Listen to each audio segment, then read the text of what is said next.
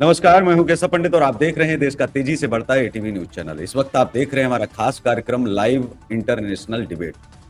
और हमारे इस अंतर्राष्ट्रीय कार्यक्रम में आज के खास मेहमान हैं, खास शख्सियत है राजीव खुराना जी, जो अमेरिका से लाइव जुड़े हैं, अंतर्राष्ट्रीय राजनीतिक विश्लेषक हैं। राजीव खुराना साहब, एटीवी पर बहुत बहुत स्वागत है आपका।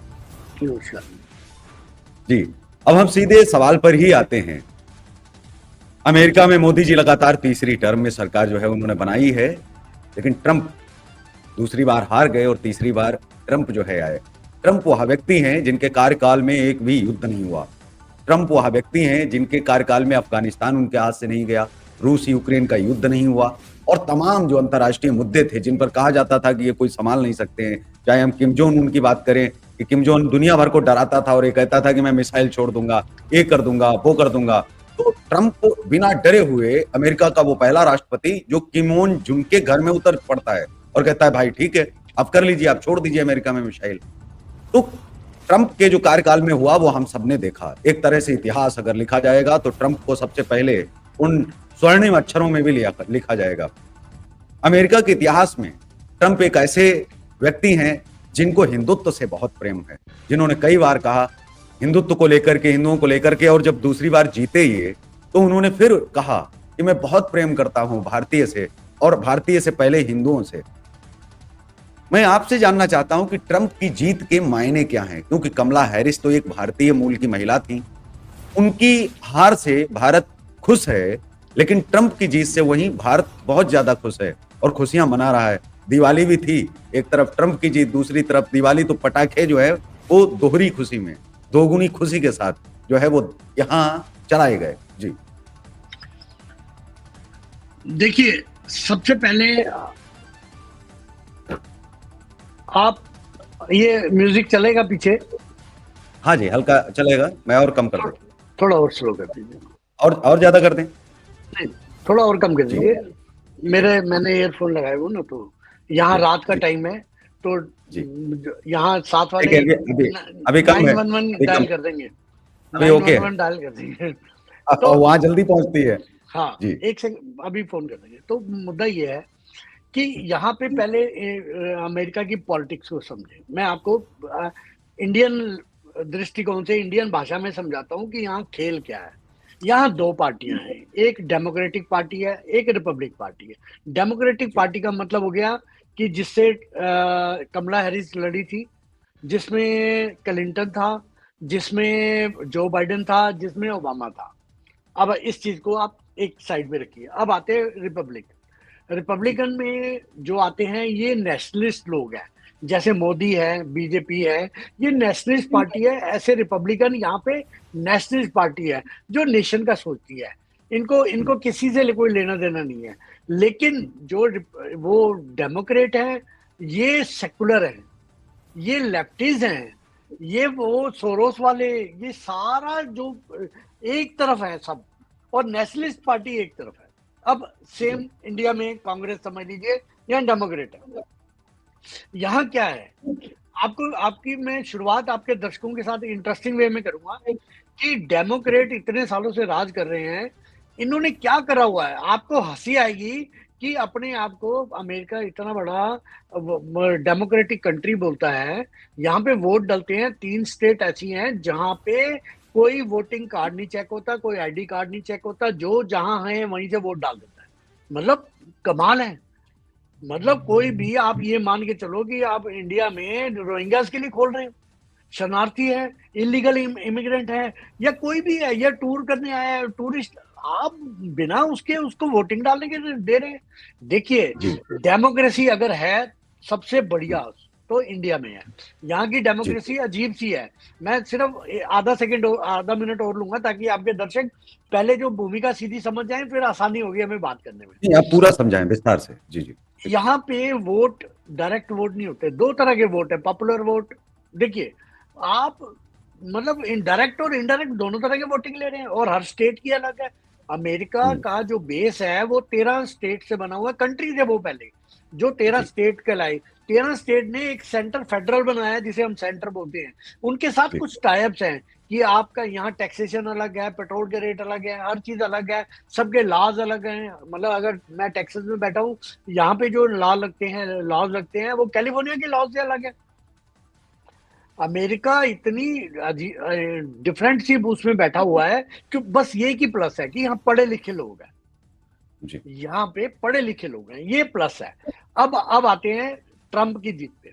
देखिए, ट्रंप को पिछली बार रोकने की कोशिश की, पॉपुलर वोट वाला इशू जो बना, उसके बाद जो वहां पे हुआ, वाशिंगटन के जो इनके वहां थे, तो वहां पे जो हबड़ा तबड़ी मची, उसके उसका केस भी चल रहा है। कोई बड़ी बात नहीं कि ट्रंप राष्ट्रपति बनने के बाद इस पे सजा हो जाए और ये जेल चला जाए, कोई इसमें बड़ी बात नहीं। पर यहाँ का लॉ है कि कोई भी जेल के अंदर से भी प्रेसिडेंट बन कर चला सकता है अपना रूल। अच्छा, अब ट्रंप का क्या है? ट्रंप और कमला हैरिस, यानी कि डेमोक्रेट और रिपब्लिक, मैं आपको नाम लेके बोल रहा हूँ, कंफ्यूजन ना हो। जी तो ट्रंप की पार्टी ट्रंप का ये सोच है कि देखिए, एक चीज पे दोनों कॉमन है कि हमें पूरी दुनिया का दादा बनना है, बने रहना है। उसके लिए कुछ भी करेंगे दोनों लोग, कोई किसी का भला करने नहीं आया, ये अपना भला करते हैं। अब मैं फर्क बताता हूँ सोच का फर्क ये है कि जो ट्रंप है वो ये कहता है कि मुझे बाहर नहीं लड़ना, मुझे बाहर पैसा नहीं भेजना। पहले आप ऐसा डोनेट करते हो वहां उनको, फिर उसके बाद आप वेपन उनको हेल्प करते हो, सपोर्ट करते हो, फिर आप वेपन भेजते हो, तब आपको इनकम आती है। डोनाल्ड ट्रंप बोलता है कि मुझे कुछ नहीं चाहिए, मुझे अपने कंट्री में ही सब कुछ जनरेट करना है और नंबर 1 बने रहना। बेसिक डिफरेंस ये है। जी और दूसरी बात, बॉर्डर, यहाँ इमिग्रेंट को रोकने के लिए ट्रंप बहुत सख्त है, जिसमें कमला हैरिस बिल्कुल कांग्रेस की तरह बिहेव करते हैं कि कोई भी आ जाए, वेलकम। तीसरा, जी सबसे बड़ी बात, यहाँ पे क्योंकि पढ़े लिखे लोग हैं, यहाँ रोटी पानी की समस्या तो है नहीं, टॉयलेट की समस्या तो है नहीं। यहाँ जी जो लड़ रहे हैं एलजीबीटी, बहुत बड़ा इशू है। एलजीबीटी पे कमला हैरिस बहुत लिबरल है, उनकी पार्टी। जब मैं कमला हैरिस बोलता हूँ तो मैं डेमोक्रेट बोलता हूँ, उनकी पार्टी। लेकिन बिल्कुल लेकिन ट्रंप ये कहता है कि जो भी है, मेल फीमेल, वो अपनी आइडेंटिटी, अपना, यहाँ पे बच्चा पैदा होता है उसका जेंडर नहीं लिखा जाता, वो कल को बड़ा होकर चूज करेगी मैं मेल हूं कि फीमेल हूं। मतलब इस कंट्री की आजादी इस लेवल पे पहुंच गई है कि यहाँ तो मतलब अजीब सा ही माहौल हो गया है। यहाँ पे एलजीबीटी का जो उनको इतनी फैसिलिटी दे दी गई है कि वो लोग डिसाइड। देखिए अभी आपके पेरिस ओलंपिक में क्या हुआ, एक जी लड़का कहता है कि मैं लड़की हूं, क्योंकि लड़के उसका हूँ फंडामेंटल राइट है, वो अपने जी जेंडर को चूज करता है, क्योंकि यहाँ के लॉ लगते हैं।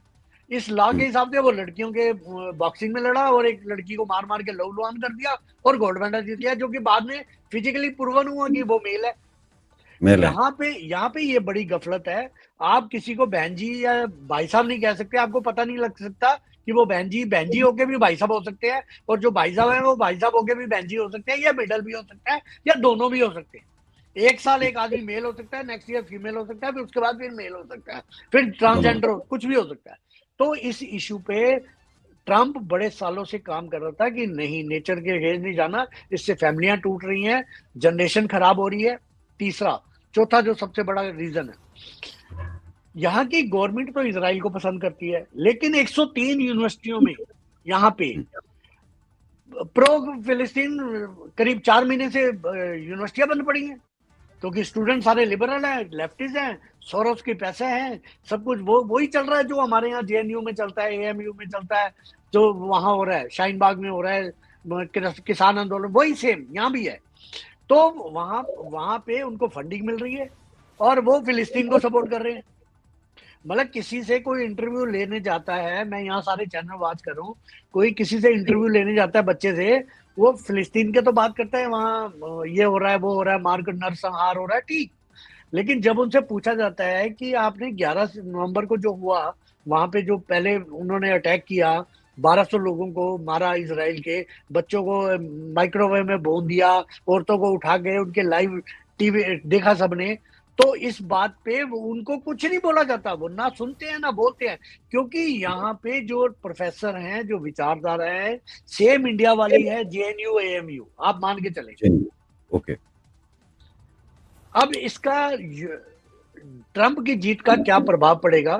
पहला प्रभाव, जी ट्रंप की जीत का प्रभाव पड़ेगा जेलेंस्की पे, जो उसको फ्री की सपोर्ट मिल रही थी, वेपन की सपोर्ट मिल रही थी रशिया के अगेंस्ट में वार में, उसमें आएगा। दूसरा फर्क पड़ेगा इसराइल को, इसराइल की सपोर्ट कम हो जाएगी, कंडीशन बांधेगा वार, क्योंकि नो वार वाला है, इसको वार नहीं हम्म, चाहिए, क्योंकि ये अपना हाँ पैसा जी, वेस्ट नहीं करना चाहता। बड़ा बिल्कुल। सिंपल है। तो अब हम्म, इसका फर्क पड़ेगा बांग्लादेश में, जो अभी अभी मोहम्मद यूनुस के साथ हुआ है। वो डेमोक्रेट ने तो कराया है, उन्होंने एक जी शेख हसीना को हटा के अपना बंदा भेज के वहां लगवा दिया, नोबेल प्राइज देके।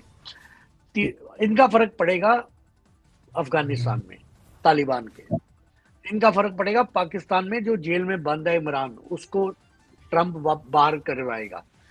हमारे यहाँ जो बार बार सत्ता मोदी के खिलाफ और बीजेपी गवर्नमेंट के खिलाफ, स्टेबल सरकार के खिलाफ जो एजिटेशन हुए हैं, उनकी सबकी फंडिंग यहाँ से होती थी।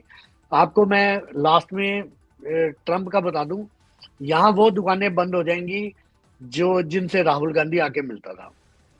Ilhan Omar, Bradley James, Ro Khanna, Raja Krishnamoorthi, Barbara Lee और इल्हान उमर को याद रखिएगा, और जी अमृत सिंह।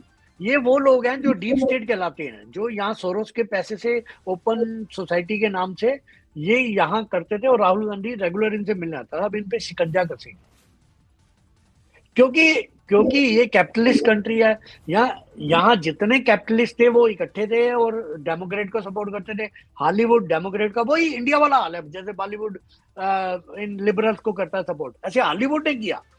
एक भी हॉलीवुड के एक्टर एक्ट्रेस ने, टीवी स्टार ने ट्रंप को सपोर्ट नहीं किया।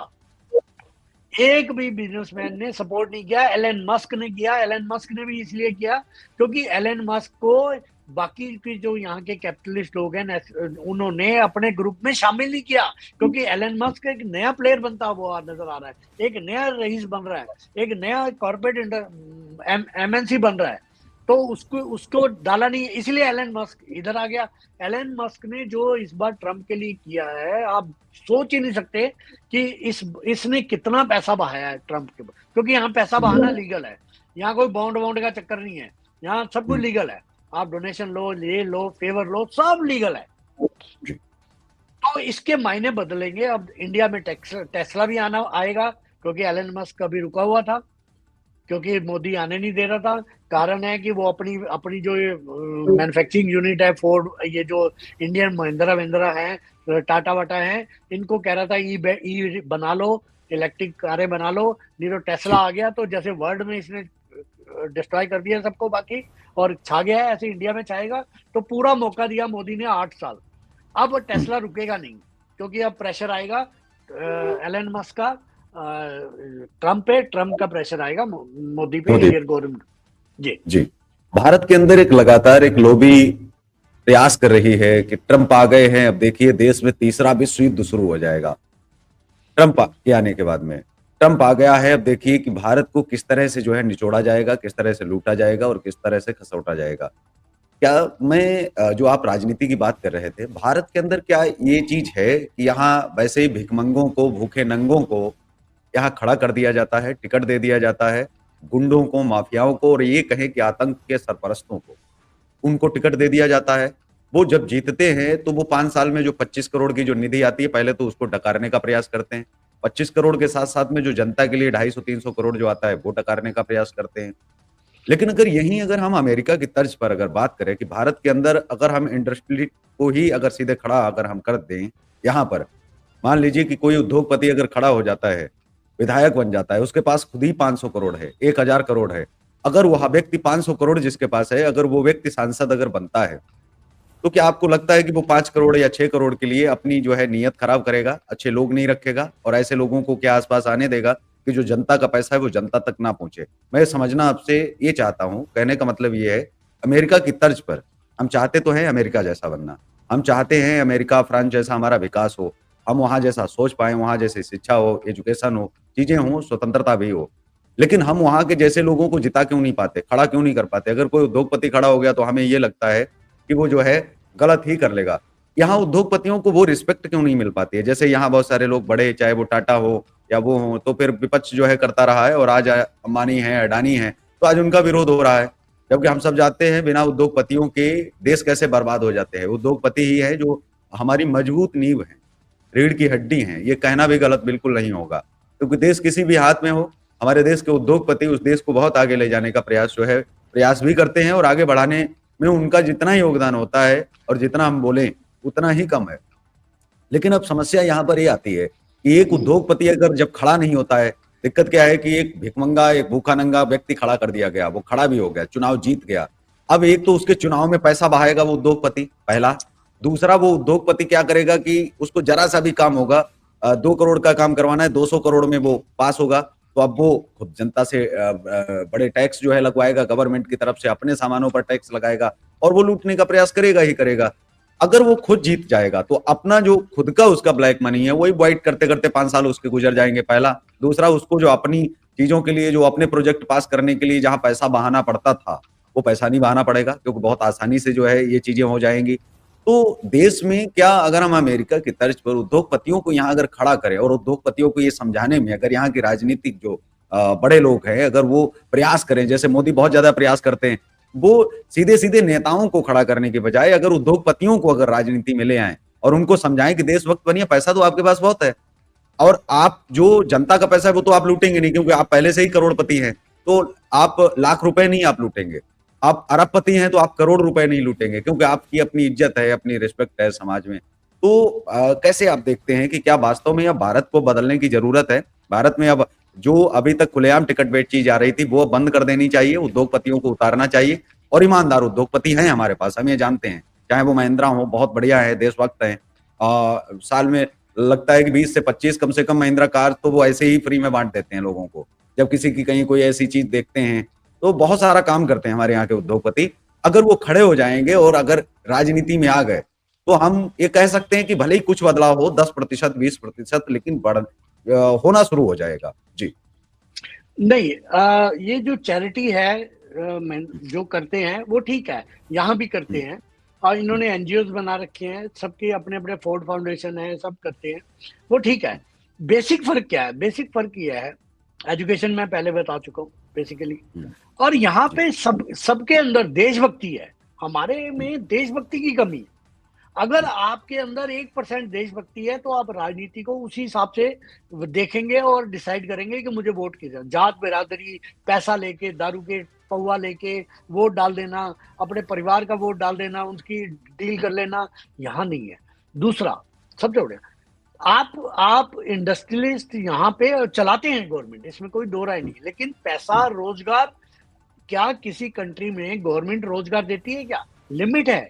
गवर्नमेंट एम्प्लॉइज जो हैं, जो पूरा इंफ्रास्ट्रक्चर है उसको कंट्रोल करते हैं, उसको सेटल करते हैं, उसको स्मूथ रखते हैं, उस पर वॉच रखते हैं, उसके लीगल कॉन्सिक्वेंसेस देखते हैं और अपनी फॉरेन पॉलिसी के हिसाब से उसको ऊपर नीचे करते हैं ताकि ये बढ़े और ये कम हो। लेकिन अगर आप इंडस्ट्रीज को ही सीधा दे दोगे तो इंडस्ट्रीज की राइवल्टी जो है वो सामने विपक्षी पार्टियों में आ जाएगी। ये नहीं होना चाहिए। हमारे यहाँ जो मोदी जी जिसको बिलोंग करते हैं, शास्त्री जी बिलोंग करते थे, मैं दो नेताओं का और नाम लेता हूँ, अडवाणी वाजपेयी जी का। हमारे में पॉलिटिक्स जो है वो एक सेवा है, सर्विस है।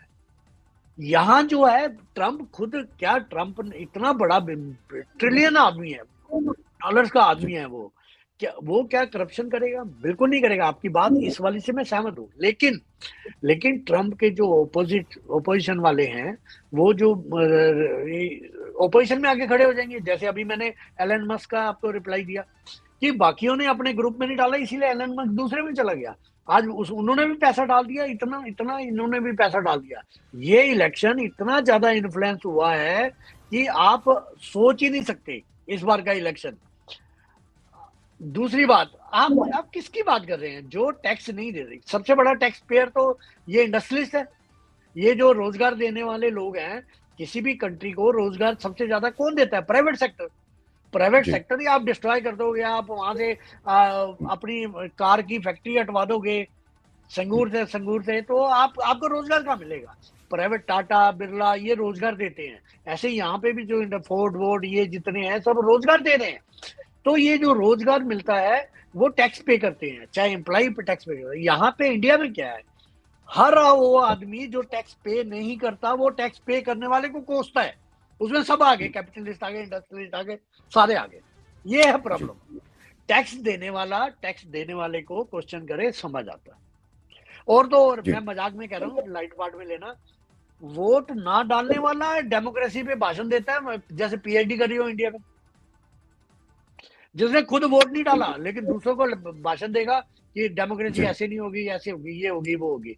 अमेरिका के साथ तुलना, अभी हम 50 साल पीछे हैं उनसे, अमेरिका से। पब्लिक यहाँ पे भी वही है, मैं नहीं कह रहा कि पब्लिक बहुत ज्यादा समझदार है, सुलझी हुई है, लेकिन एकेडमिक एजुकेशन यहाँ पे बेसिक जो है वो हाई है, जिसके कारण यहाँ वोट डालते वक्त हर आदमी अपने कंट्री का, अपनी उसका सोचता है। अच्छा, एक एग्जांपल देखिए, इस बार ट्रंप को जिताना था, 6 ऐसे स्टेट, स्विंग स्टेट बोलते हैं, 6 ऐसी स्टेट जो कि डेमोक्रेट की रही हैं इतने सालों से, उन्होंने इस बार ट्रंप को वोट दिया। यानी कि यहाँ लोग सोचते हैं, मैं ये कहना चाह रहा था। वहां जो बाइडेन है, जी, बाइडेन जो है वो हम सब जानते हैं कि चीन परस्त थे, और उसके बाद में साथ ही पाकिस्तान के, उनको नागरिकता का अधिकार भी, वहां से एक सम्मान भी मिला था, नागरिक सम्मान पाकिस्तान से। तो उन्होंने कई बार ये कहा है, जब एक ओसामा बिन लादेन मारा था तब भी उन्होंने कहा था कि नहीं, आप किसी के देश में घुस करके नहीं मार सकते हैं। उस समय वो उपराष्ट्रपति थे। बाइडेन की जो नीतियां रही हैं वो हमेशा सदैव भारत के खिलाफ रही, एक तरह से अगर हम देखें। लेकिन भारत और अमेरिका में दिक्कत क्या है कि अमेरिका की में राष्ट्रपति भले ही बदल जाए, लेकिन उनकी विदेश नीति कभी बदलती नहीं इतनी जल्दी, अचानक नहीं बदलती कि कोई भी राष्ट्रपति आया उसी के हिसाब से विदेश नीति जो है वो तय होने लगी। विदेश नीति उनकी एक्चुअली बदलते बदलते भी उनको 5 साल लग जाते हैं जब तक बदलती है, और तब तक वो दूसरा फिर आ जाता है, फिर वही वाली चीज जो है चलने लगती है। तो विदेश नीति पर वो एक जैसे है। 4 साल जी, 4 साल, जी। तो जो विदेश नीति है वो उनकी ठीक वैसी रहती है, जिस कारण बाइडेन भी कहीं ना कहीं झुक करके काम करते रहे, भारत के प्रति वो दिखाते रहे कि हमारा झुकाव है, क्योंकि जो विदेश नीति है अमेरिका की वो भारत के प्रति ही रही है, रूस के प्रति रही है, तो इस तरह का रहा है। लेकिन बाइडेन समान नहीं पाए हैं, और मुझे लगता है कि अगर इतिहास में कुछ लिखा जाएगा तो बाइडेन को सबसे एक्सीडेंटल जो है प्रेसिडेंट ये भी लिखा जाएगा कि एक्सीडेंटल थे। इनके शासन में 2-2 राष्ट्र चले गए, 2-2 युद्ध हो गए, तो इनको एक एक्सीडेंटल प्रेसिडेंट के तौर पर इनको देखा भी जाएगा। इतिहास जो है अमेरिका को वो याद भी रखेगा। लेकिन अब मैं आपसे ये जानना चाहता हूं कि पोक, मतलब जहां ये पाकिस्तान और चीन की तरफदारी बाइडेन साहब करते थे, तो पोक तो हम तब नहीं ले पाए, जबकि पोक भारत का हिस्सा है। क्या आपको लगता है कि ट्रंप के कार्यकाल में पोक भारत के अंदर आ जाएगा, और ट्रंप की तरफ से अगर मदद नहीं भी अगर हो तो कम से कम हस्तक्षेप भी नहीं होगा? क्या लगता है आपको इसको लेकर? बिल्कुल, अगर पीओके की बात कर रहे हैं आप, पहली बात तो ये है कि इस समय पीओ अपने कंट्री के जो हालात हैं, हमें पीओके लेना ही नहीं चाहिए। ठीक है, हम डराते रहे, बुझाते रहे, मेरा पर्सनल व्यक्तिगत व्यू है, मैं ट्रंप पे आता हूँ कि क्या फर्क पड़ेगा। लेकिन प्रॉब्लम ये है, आप पीओके के ले लो, पीओके की सारी आबादी मुस्लिम आबादी, आप उनको और ले लो अपने। आपने एक आबादी जो आपको 1% वोट नहीं करती, आप उनको, वो कहती हैं कि हमें मकान मिल गया, हमें टॉयलेट मिल गया, हमें सिलेंडर मिल गया, उज्ज्वला मिल गया, फलाना मिल गया, सारे बेनिफिट मिल गए, बहना योजना मिल गई, सब मिल गई, लेकिन हम बीजेपी को वोट नहीं देंगे। ये जो क्योंकि उनका वोटिंग, देखिए पहली चीज आप समझिए, एक विचारधारा होना अलग चीज है, वोट देना एक अलग चीज है। हम वो वोटिंग के लिए यूनाइटेड है, हम वोटिंग के लिए यूनाइटेड, हम मुद्दे देखते हैं, वो नहीं देखते। तो पीओ के मेरा व्यक्तिगत व्यू है, बिल्कुल नहीं लेना चाहिए। दूसरी बात, अब आता है नहीं लेना चाहिए ट्रंप। देखिए, ट्रंप बाहर के जो अपनी विदेश पॉलिसी है, आपने बिल्कुल ठीक कहा कि इतना चेंजेस, आमूल चमूल चेंज नहीं हो सकता, थोड़ा बहुत हो सकता है। ट्रंप इंटरफियरेंस 10% करेगा, बोल देगा कि ये नहीं करना चाहिए था, पीओके में एक रेफरेंडम करवा लेते, ऐसा बोलेगा, हम यूएन में मैटर ले जाएंगे, ऐसा बोलेगा। वो कभी भी नहीं करेगा। सबसे बड़ा बेनिफिट जो पीओके की आप बात कर रहे हैं, मैं बहुत बड़ी गेन की बात कर रहा हूँ। इस बार सुरक्षा परिषद में इंडिया की दावेदारी ट्रंप के राज में ही कंफर्म होगी जी। जो यहाँ मुद्दा मैंने देखा है सुरक्षा परिषद को लेकर के, अगर हम बात करें कि रूस भी कहता है सुरक्षा परिषद पर तो हक है, एक तरह से अगर हम ये चीजें जो है देखें तो रोका किसने हुआ था? यही जी डेमोक्रेट, यही बाइडन, यही ओबामा। यही तो मैं आपको समझा रहा हूं। अमेरिका को समझ जाइए आप। यही लोग रोक के बैठे थे। अब रशिया भी चाहता है, चाइना भी लगभग मानने की पोजीशन में आ गया है। अब अमेरिका भी अगर फेवर में आ जाएगा तो कैसे रुकेगा? देखिए, मैं आपको एक जी एग्जांपल देता हूँ कितना फर्क पड़ेगा ट्रंप के आने से। मैंने आपको 5 नाम गिनाए थे जहां ट्रंप के आने का फर्क पड़ेगा। सबसे बड़ा नाम तो मैं भूल गया, ट्रूडो का। जी कनाडा में जैसे ही ट्रंप जीता है, कनाडा में अभी टेक्सास से ही जी 800 लोग माइग्रेंट वापिस चले गए बसों में जी बैठ के। जी तो ट्रूडो की जो 5 आइज जिसके बिहार पे ट्रूडो ने बयान दिया था, मैं आपको बड़ी इंटरेस्टिंग बात बताता हूँ कि ये जो निज्जर वाले एपिसोड में ट्रूडो ने जो बोला वो कहाँ गलती होगी। देखो, अभी तक सब बातें कर रहे हैं, समझ कोई नहीं पा रहा। मेरा जो अपना मानना है वो क्या है, एक 5 आइज के नाम से इन्होंने एक यूनिट बनाई हुई है जिसमें अमेरिका है, कनाडा है, ऑस्ट्रेलिया है, न्यूजीलैंड है और एक कंट्री और है। ठीक है, इन्होंने मिलके एक बना रखा है कि हम कोई भी इंफॉर्मेशन जो किसी के लिए सेंसिटिव होगी, किसी के लिए जासूसियों के लिए होगी, कुछ भी पता लगे, हम एक दूसरे को शेयर करेंगे। परफेक्ट। इन 5 लोगों ने 5 आइज के नाम से वो बनाया। 5 आइज ने ट्रूडो को दिया कि निज्जर को मारने में, सुनना मेरे वर्ड एक एक गौर से, आपके जी चैनल पे बता रहा हूं ये बात, कि निज्जर को मारने में इंडियन का हाथ है। वो इंफॉर्मेशन क्या हुआ, उसने ट्रूडो ने एक तो पार्लियामेंट में बोल दिया, दूसरा इंडियन के बजाय इंडिया बोल गया, एन एन शब्द खा गया। हम्म, ये होता है किसी बेवकूफ पप्पू नेता को चुनने का नतीजा। जी आपने, आपको इंफॉर्मेशन आई किसी इंडियन ने मारा है, आपने इंडियन की बजाय इंडिया बोल दिया, जिससे 2 कंट्रियों में क्या क्या रिलेशन खराब हो गए, जबरदस्त रिलेशन खराब हो गए। बिल्कुल इसलिए अपने देश का नेता समझदार होना चाहिए। जेलस्की देख लो और ये देख लो ट्रूडो ने क्या हाल कर दिया। इंडियन आज खुद है। देखिए, अभी तक इंडिया में से किसी ने नहीं बोला कि लॉरेंस बिश्नोई या इनके किसी का हाथ है, किसी ने नहीं बोला। जी वो अज्ञात अननोन गनमैन चल रहा है अभी तक मैटर, शक सबको है, सब ठीक है, लेकिन लॉरेंस बिश्नोई का नाम किसने लिया? ट्रूडो ने। तो इंडियन तो लॉरेंस बिश्नोई जो इंडियन है। आपने कहा इंडिया और इंडियन, बिल्कुल आपकी बात से मैं सहमत हूँ और ये बहुत बड़ी बात आपने कही है कि अभी तक कोई इस पॉइंट को पकड़ ही नहीं पाया, क्योंकि इंडियन तो अफजल गुरु भी था, इंडियन तो बहुत सारे लोग थे, लेकिन उनको इंडिया नहीं कह सकते हम। इंडिया और इंडियन में बहुत अंतर है, बहुत जो परफेक्ट। है बड़ा अंतर है, अगर हम कहें जमीन और आसमान का।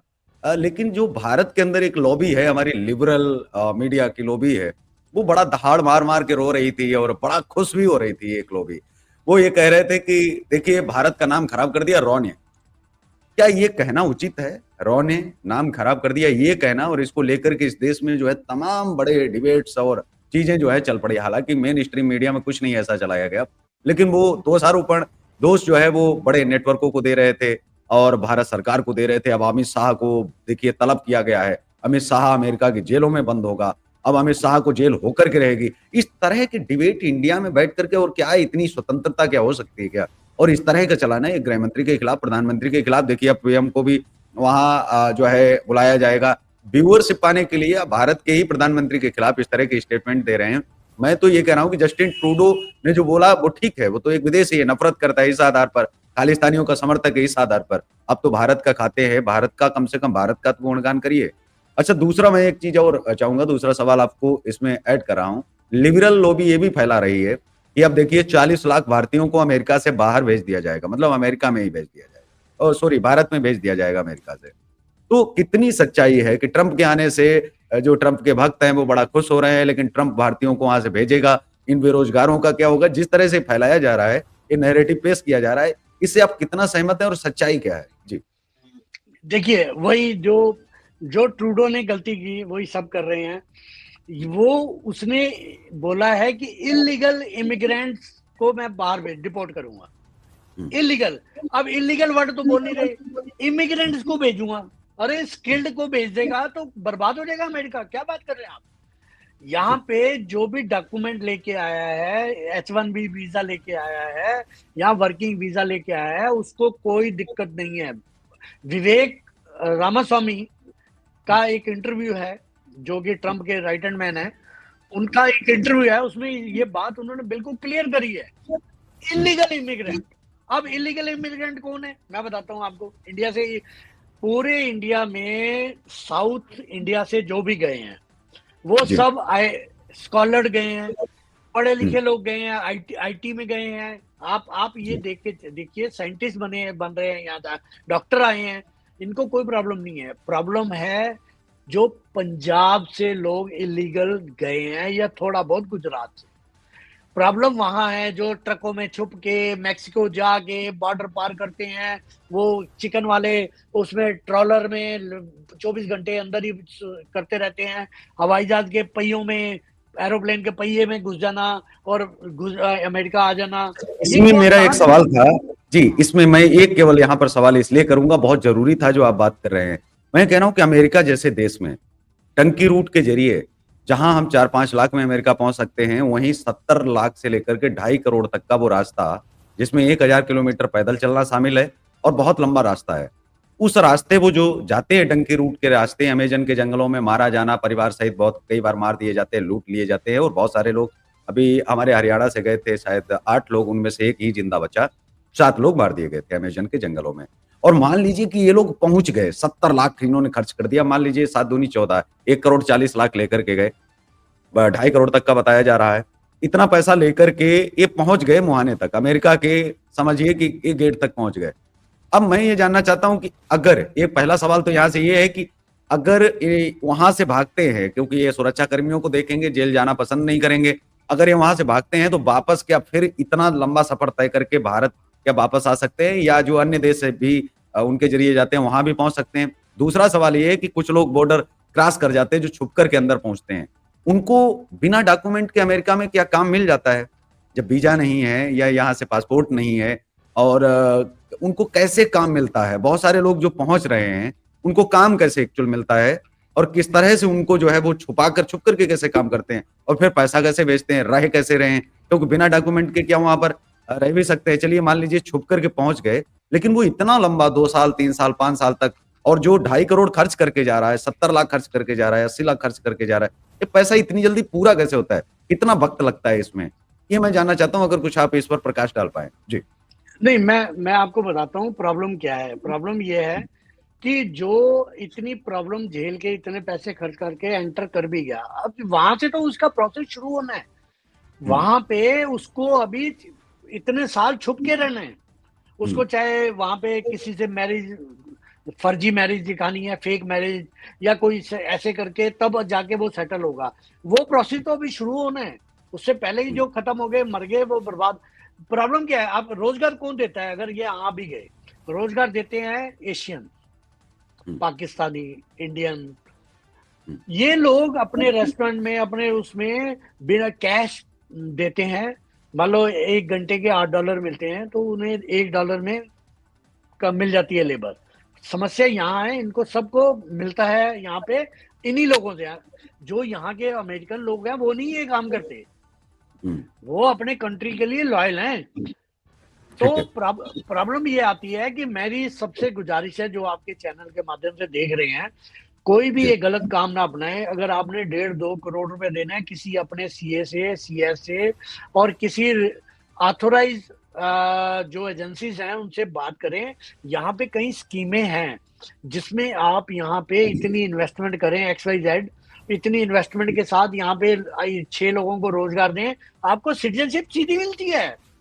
आप यहाँ पे गैस स्टेशन, पेट्रोल बोलते हैं, पेट्रोल को यहाँ गैस बोलते हैं, आप यहाँ पे गैस स्टेशन खोल लें। एक गैस स्टेशन पे आपने 6 लोकल अमेरिकन को, जो अमेरिका के रहने वाले हैं, चाहे वो गोरे हैं या कोई भी हैं, आप उनको रोजगार दे रहे हैं, तो आपको ऑटोमेटिकली सिटीजनशिप मिलती है। आपको 2.5 करोड़ 5 करोड़ जो भी आपका, वो लीगल लगाए ना। अगर आपको सिटीजन बनना है तो इस प्रोसेस में 2-3 साल में आपको मिल जाती है। वरना क्या है, प्रॉब्लम क्या है? अगर आप, मैं आपके चैनल के माध्यम से बड़ी इंटरेस्टिंग बात बता रहा हूँ एक और, जी। केशव जी, जी। अगर आप अभी स्टूडियो में बैठे हुए अप्लाई करते हैं सिटीजनशिप के लिए, या ग्रीन कार्ड बोलते हैं यहाँ, आप उसके लिए अप्लाई करते हैं, आपको कितने साल लगेंगे पता है आपको? 127 ईयर्स, 127 साल लगेंगे आपको सिटीजनशिप मिलने में। क्यों, इसका 100 चक्कर क्या है? हाँ जी, जी 127 साल। क्या चक्कर क्या है मैं बताता हूँ। अमेरिका को लेबर चाहिए, यहाँ पे मैन फोर्स नहीं है, मैन पावर नहीं है, तो ये मैन पावर के लिए इमिग्रेशन खोलते हैं। ठीक, अब क्या है कि इन्होंने कोटा बांधा हुआ है, 7% इंडिया के हिस्से आता है, और इंडिया से मतलब अगर एक साल में या 6 महीने में, 1 महीने में 7 लोगों को सिटीजनशिप देनी है उन्हें, और 10 लाख की अप्लाई है, तो वेटिंग में आगे सब लोग। ऐसे वेटिंग बढ़ रही है। 2012 की अभी स्कूटनी चल रही है, हम 2024 में हैं, उनकी स्कूटनी चल रही है, यानी कि उनके पेपर वेरीफाइड हो रहे हैं जिन्होंने 2012 में अप्लाई किया था। जी तो आप इसीलिए इलीगल इमिग्रेंट आते हैं, क्योंकि यहाँ कानून बड़े सख्त है। अच्छा, आपके पास एक रास्ता है, आप अंकोला के सिटीजनशिप है, आपके पास अंकोला की, आप अंकोला से एंटर करो, वहां से कोई आता ही नहीं, तो आपको 2 साल में ही आपको सिटीजनशिप मिल जाती है।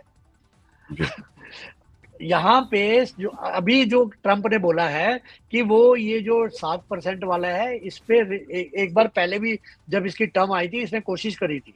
मैं बता रहा हूँ, इंडिया डायरेक्ट मेजर रूप से कहाँ इन्वॉल्व है अमेरिका के इलेक्शन में, उस टॉपिक पे हम डिस्कस करें, दैट इज यहाँ पे रोजगार, इमिग्रेशन, सिटीजनशिप।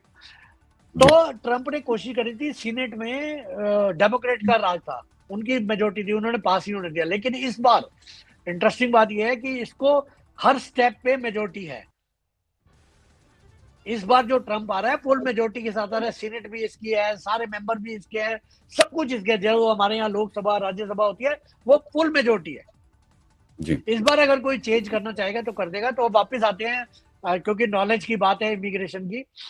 तो इमिग्रेशन के लिए लोगों को चाहिए, किसी भी उसके चक्कर में ना पड़े, एजेंट के, पैसा बर्बाद ना करें। प्लीज मेरी रिक्वेस्ट है सबसे, यहाँ आए तो लीगल वे में आए, बहुत तरीके हैं, यहाँ पे स्किल्ड बन के आए। यहाँ प्लम्बर की, जब देखिए आपने प्लम्बर के लिए अप्लाई किया, आप अगर वाकई ही स्किल्ड हैं प्लम्बर, आपको जरूरत ही नहीं 127 साल वेट करने की, आपको पहले मिल जाएगा, क्योंकि यहाँ प्लम्बर्स की जरूरत है, नर्स की जरूरत है।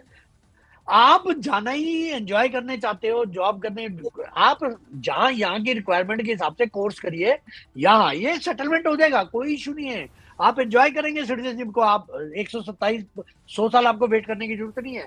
प्लीज पढ़े लिखे होने के नाते मेरी आपसे एडवाइस है, आप भी थोड़ा इस बात पे ध्यान दीजिए, इलीगल काम मत करिए। परिवारों ने आपको, माँ बाप ने पाल पोस के बड़ा किया है, पैसा लगाया है, आप अपने खेत बेच के आते हो, मकान प्रॉपर्टियां बेच के आते हो, लोन लेके आते हो, उन पे लोड पड़ जाता है बेचारे मजदूर माँ बाप पे। ये काम ना करें प्लीज, लीगल वे में आए, कोई दिक्कत नहीं है, रास्ते हैं, प्लीज। जी। तो अभी एक और जो है सवाल ये उठ रहा है कि जो ट्रंप के अंदर देखा गया है, कई बार उन्होंने इस्लामिक टेरर कहा है, इस्लामिक टेरर।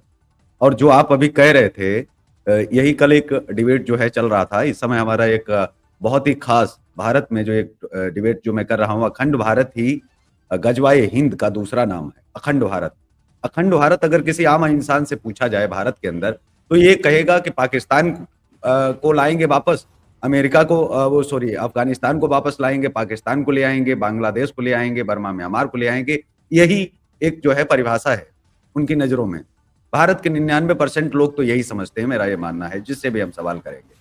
और यही मुस्लिम चाहते हैं, क्योंकि वो चाहते हैं कि ये जो सीमाएं सुरक्षित हैं, ये जो सीमाएं सील हैं, ये खोल दी जाएं, ताकि पाकिस्तान बांग्लादेश के लोग जो डंकी रूट से आ रहे हैं, वो लोग सीधे तौर पर भारत से आ जाएं, भारत में जुड़ जाएं। अब 25 करोड़ पाकिस्तान के, 40 करोड़ इंडिया के, 18 करोड़ बांग्लादेश के, और 7 करोड़ 8 करोड़ के आसपास जो है अफगानिस्तान के, इतने पर्याप्त होंगे। वैसे तो अखंड भारत और लंबा है, जरूरत पड़ेगी तो वो और आगे जाएंगे। तो ये 80-90 करोड़ जो है यहाँ पर कुल मिला के हो जाते हैं। हम 109 करोड़ हैं फिलहाल को। अब इस 109 करोड़ में भी हम 50% भी नहीं गिने, चौथाई हिस्सा ही गिने, हम 25 करोड़ हैं, क्योंकि 75 करोड़ तो हमेशा इधर से उधर रहते हैं, वो कभी कुछ समझ नहीं पाते। 25 करोड़ वो हैं जो हिंदुत्व और भारत की परिभाषा को समझते हैं। अखंड भारत के नाम पर हमारे देश में बहुत सारे संगठन अखंड भारत का साथ दे रहे हैं कि अखंड भारत बनाएंगे, लेकिन मैं इसके खिलाफ हूं कि अखंड भारत का ही दूसरा नाम गजवाए हिंद है। वो जो मुसलमान है वो कह रहे हैं आप अखंड भारत बनाइए, हम आपके साथ में हैं। मतलब वो लोग जो हिंदुत्व के खिलाफ हैं, हिंदू राष्ट्र के खिलाफ है, लेकिन अखंड भारत के साथ है। यहाँ पर एक चीज जो आपने कही थी वो बड़ी अच्छी लगी मुझे, कि हमको पोक नहीं चाहिए, पोक चाहिए ये आप सपना पालिए ठीक है, लेकिन पोक लीजिए मत। इंदिरा गांधी ने अपने जीवन में बहुत सारे फैसले लिए, कोई फैसला गलत हो सही हो, मैं उसके विरोध में या उसके पक्ष में नहीं हूं, क्योंकि प्रधानमंत्री तौर पर उनको जो लेना चाहिए था, जो करना चाहिए था, उन्होंने किया। भारत से पाकिस्तान से बांग्लादेश तो अलग करवाया, लेकिन उन्होंने बांग्लादेश भारत में नहीं मिलाया। अगर भारत में मिला लिया होता तो आप तक मेरा ये मानना है कि भारत के अंदर मुस्लिम प्रधानमंत्री एक बन चुका होता, और वो फिर खुलेआम जो है बहुत सारे कानून बना चुका होता, बहुत सारी चीजें जो है हो गई होती। और शायद अगर बांग्लादेश भारत में मिल गया होता तो आज के दौर में मैं बात कर रहा हूं, पाकिस्तान अब तक मिल चुका होता, सीमाएं हमारी टूट चुकी होती और कह दिया जाता कि साहब हम तो संविधान के अनुसार चल रहे हैं, हम 80 करोड़ है, चुनाव लड़ेंगे और हम वैसे ही चलेंगे, हम तो अखंड भारत का सपना पूरा कर रहे हैं। अभी हमको ईरान इराक मिलाना है, अभी हमको बहुत कुछ मिलाना है। आपको लगता नहीं कि जो मूर्ख हिंदू ऐसा मूर्खतापूर्ण कार्य कर रहे हैं, और बड़े बड़े संगठन, मैं कल की आपको बात बता रहा हूं, एक डिबेट में मैं था, वहां पर जो एक संगठन था, उस संगठन में 2 लाख सदस्य हैं, 60 वर्ष हो गए उस व्यक्ति को काम करते हुए, राष्ट्रीय अध्यक्ष थे। और जब मैंने उनको पूरा अखंड भारत का बताया कि असल में क्या है, कि एक ज्ञानवापी नाम इन्होंने रखा है मस्जिद का, क्यों रखा? इनको भाषाओं से मतलब नहीं, हम लोग भाषा पर लड़ते हैं, गुजराती हैं, हम मराठी हैं, हम ये हैं वो हैं, हम लोग भाषाओं पर लड़ते हैं, भाषा पर नहीं लड़ते।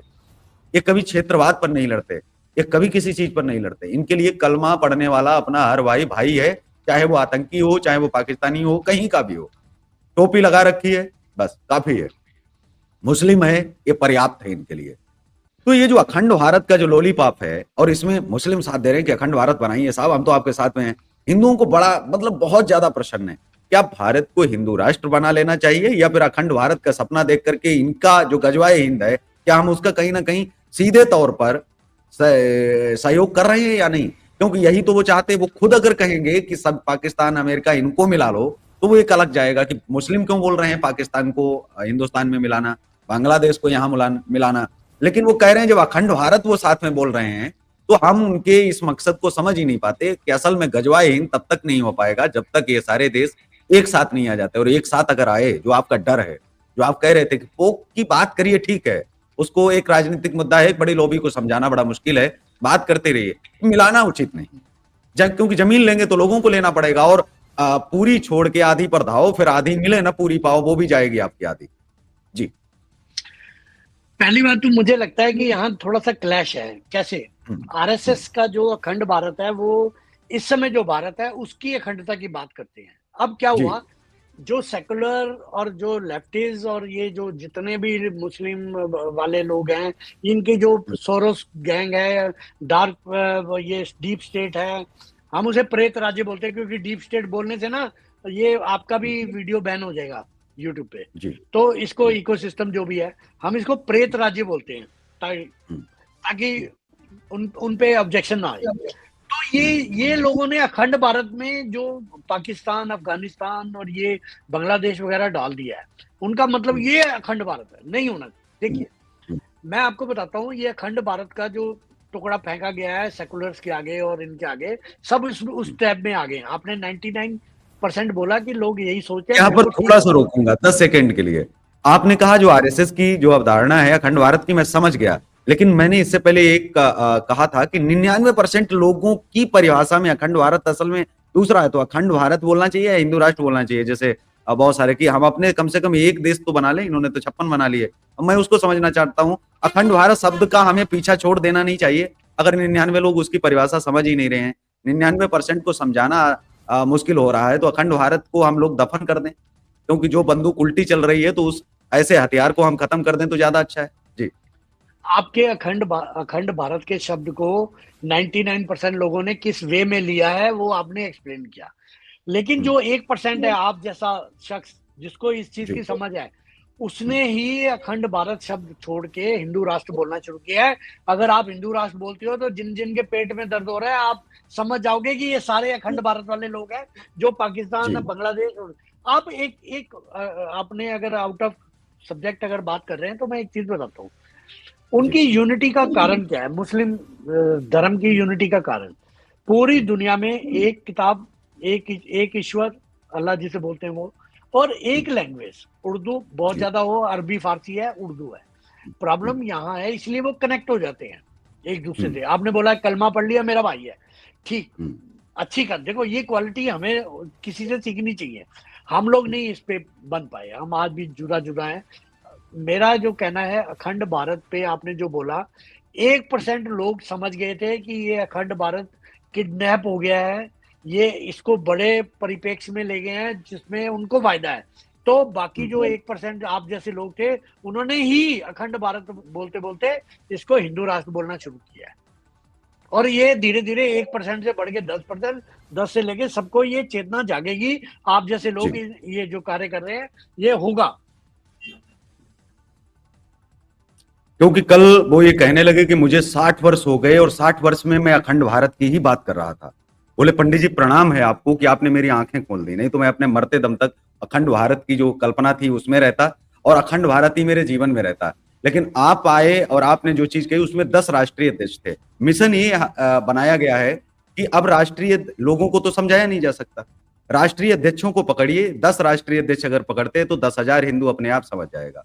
अगर हम वो धीरे धीरे बेचारे 100 राष्ट्रीय अध्यक्षों को समझेंगे तो 1 लाख हिंदुओं तक वो बात पहुंच जाएगी, क्योंकि हर एक संगठन में 1,000-2,000 सदस्य होते ही हैं और किसी में समझिए कि सीधे किसी में 2 लाख है, किसी में 10 लाख है। तो अखंड भारत बनाम जो गजवाए हिंद है वो एक ही बात है, देखिए, मतलब उनके आप लिए एक ही बात है, वो जानते हैं इस बात को। आपने जी। जो जिन लोगों की जिक्र किया ना वो इनोसेंटली है। जैसे हम जब देश आजाद नहीं हुआ था, अल्लाह ईश्वर तेरे नाम सबको सम्मति दे भगवान अल्लाह, हम उसी को मानते थे। बाद में हमें समझ आया कि हो हम के क्या शब्द पकड़ बैठ के, मरते वक्त तो हे राम ही था ना, अल्लाह तो नहीं था, हे राम ही था। तो हम आपने जो बेचारे ये कर रहे हैं, इनोसेंटली कर रहे हैं, ट्रैप्ड होते जा रहे हैं, इनको जैसे ही ये समझ आएगा ये सब इस रास्ते पे आ जाएंगे। कोई इशू नहीं है ये, हमें बड़ा जी। सजग रहना है। तो फिर एक बात अफगानिस्तान बताओ, को लेकर के अगर हम बात एक बात, करें। एक एक 10 सेकंड सिर्फ, एक जी। बात बताओ, अगर ये अखंड राष्ट्र हो गया तो फिर आप रोहिंग्या और बांग्लादेशी घुसपैठियों की अगेंस्ट क्यों खड़े हो? फिर तो वेलकम करो, वो तो पहले आ गए। जी। जो शादी में है बारात से पहले गेस्ट आ गए, उनको तो बिठाओ ना। जी। नहीं बिल्कुल, गद्दारी एक तो करनी। ये स्वतंत्रता अधिनियम में भी बात करेंगे और इस पर भी बात करेंगे कि चंद्रशेखर ने जो है कश्मीर को लेकर के नवाज शरीफ से कहा था एक बार, हमारे जो बाबूजी थे प्रधानमंत्री थे चंद्रशेखर आजाद, वो सॉरी चंद्रशेखर जी, तो बलिया के, तो नवाज शरीफ को कहा कि आप जम्मू कश्मीर ले लीजिए, आप रोते रहते हो पाकिस्तानियों। तो उन्होंने कहा आप देने को तैयार हैं, तो फटाफट एक कमरे में व्यवस्था की गई बैठने की, क्योंकि प्रधानमंत्री थे, तो 2 प्रधानमंत्री किसी देश में थे, मैं देश का नाम भूल रहा हूं, जब आप गूगल करेंगे तो आपके सामने आ जाएगा। तो उसमें हुआ क्या कि व्यवस्था हुई, लिखा पढ़ी हुई, उन्होंने कहा क्या आपकी शर्तें हैं, आप किन शर्तों पर मुझे जम्मू कश्मीर दे रहे हैं? बोले कोई शर्त नहीं, सिर्फ मेरी एक ही शर्त है कि जम्मू कश्मीर ले लीजिए, जम्मू कश्मीर के साथ में जो हमारे देश में जो 20-22 करोड़ उस समय मुस्लिम थे, उन्होंने कहा जो वो हैं वो आप अपने साथ ले जाओ। वो भी स्वतंत्रता जो अधिनियम है 1947 उसी के तहत, लियाकत पैक्ट से पहले जो ये था कि 20 साल 25 साल में निकलेंगे, बस ये लियाकत पैक्ट खत्म होगा, लियाकत पैक्ट को खत्म कर दो और आप इस पैक्ट को आप बना लो, मैं जम्मू कश्मीर देने को तैयार हूं। हालांकि खुले मंच पर एक बार अटल जी ने भी ऐसा कहा था।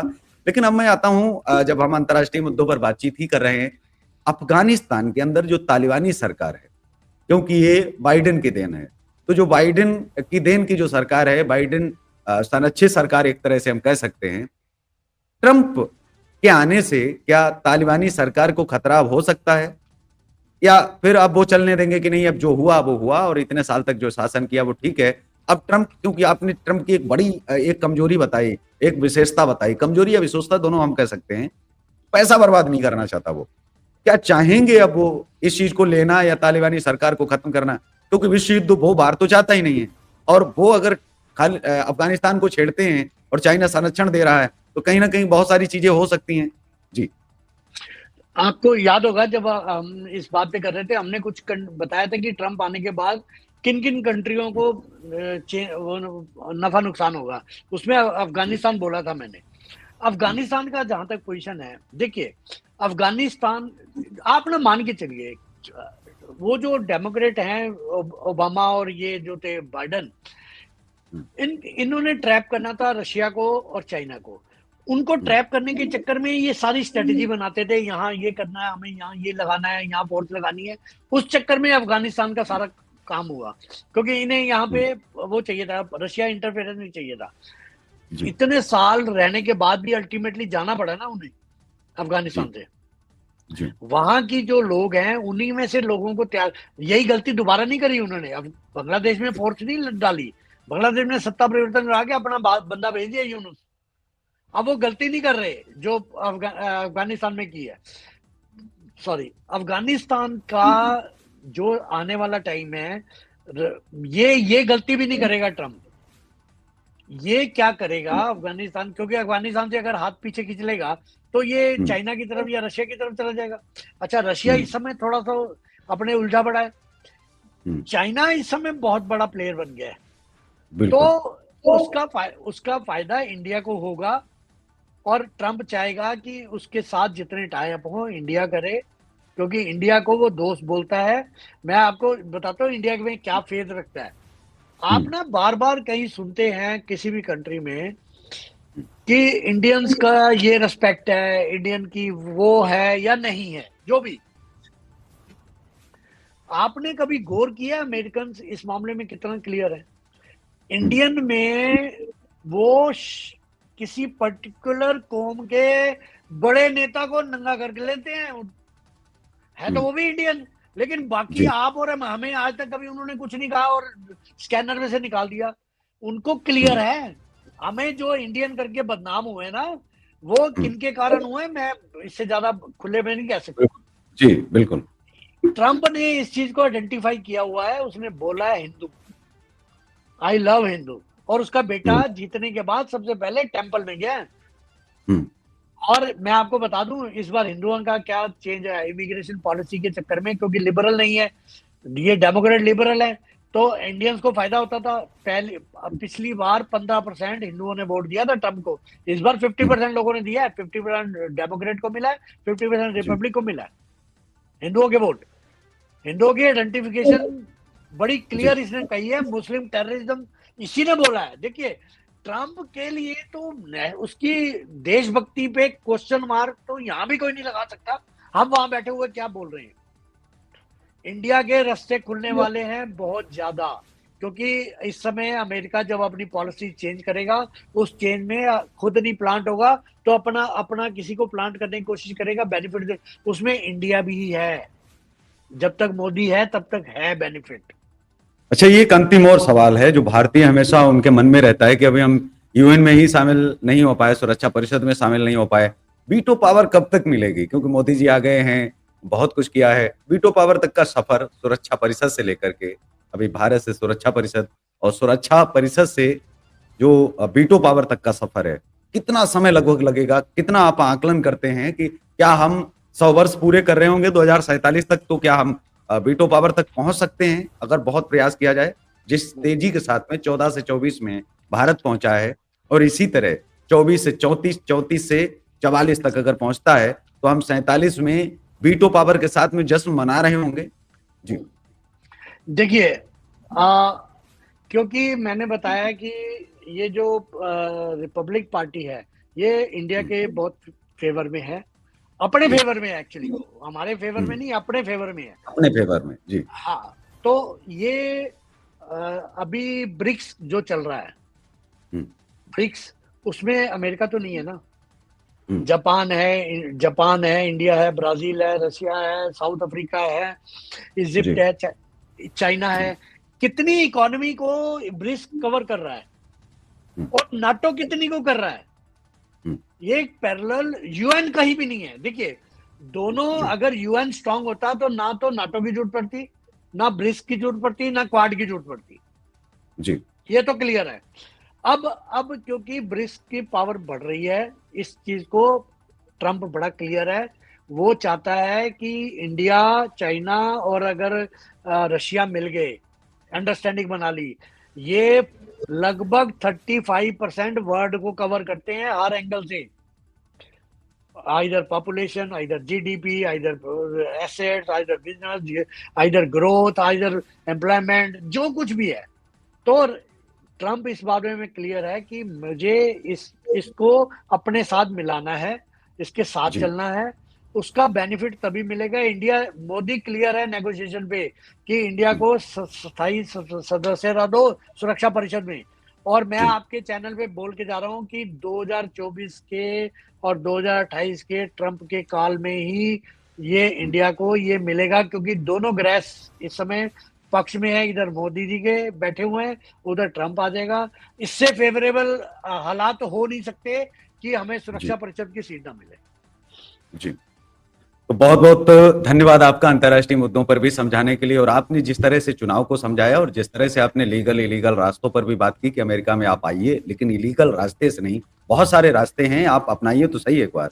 उनके जरिए अगर आप आते हैं, एक तो आपको नौकरी तो मिलेगी ही, सम्मान के साथ आप रह पाएंगे, और आपको कभी भी भारत जाने की जरूरत जब पड़ेगी तो आप अपना वीजा लगाएं, आप भारत जाएं और आराम से आप यात्रा करें। लेकिन आप ऐसे रास्तों से मत आइए और इतना पैसा बर्बाद मत करिए, जरूरत ही नहीं। आप करोड़ों रुपए माँ बाप का बर्बाद कर देते हैं, और वो लोग बेचारे जो है शर्म से कई बार आत्महत्याएं कर लेते हैं। कई सारे ऐसे मामले आते हैं। कई बार क्या होता है कि वो कर्जा चुका ही नहीं पाते, कई पीढ़ियां चुकाती हैं। हम 10 लाख ले लेते हैं तो बैंक का लोग, आम लोग नहीं चुका पाते हैं।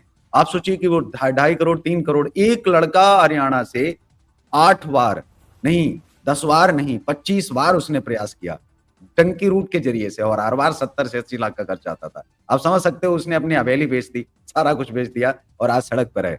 और वो 8 लड़के थे जिसने इतनी बार प्रयास किया, और 8 में से 7 लोग अमेजन के जंगलों में मारे गए।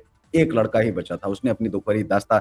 तो इसी के साथ इस कार्यक्रम में बस इतना ही। हमें दीजिए इजाजत, नमस्कार। और फिर हमारे साथ में अगली बार अंतर्राष्ट्रीय स्तर के जो नए बड़े मुद्दे होंगे उन पर हम फिर लेकर के आएंगे, और अखंड भारत बनाम गजवाए हिंद पर राजीव खुराना के साथ आप पूरी डिबेट अगली बार देख पाएंगे, सुन पाएंगे और समझ पाएंगे। हर भारतीय को समझने की आवश्यकता है, हर हिंदू को जानने की जरूरत है कि गजवाए हिंद और अखंड भारत में कोई ज्यादा अंतर नहीं है, वही है।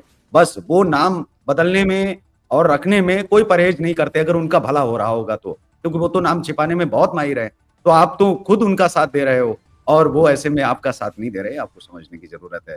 तो बस एटीवी पर आपका जो है जुड़ने के लिए खुराना साहब बहुत बहुत धन्यवाद, और समय देने के लिए आपका बहुत बहुत धन्यवाद, आभार, क्योंकि बहुत समय हो गया है।